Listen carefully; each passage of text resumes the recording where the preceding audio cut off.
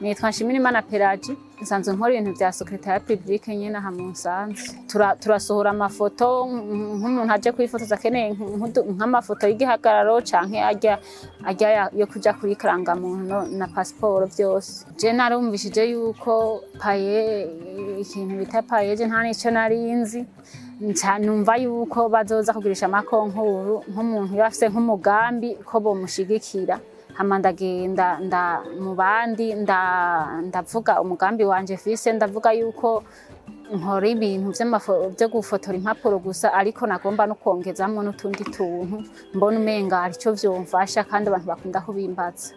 Akunguko kubera ariho ngitangura bisa nuko ari bishasha nta vyinshi ndagaya kandi nta nivyo ndashima gose kuko bisa nkuko ikiri bishasha benshi ntibarabimenyera.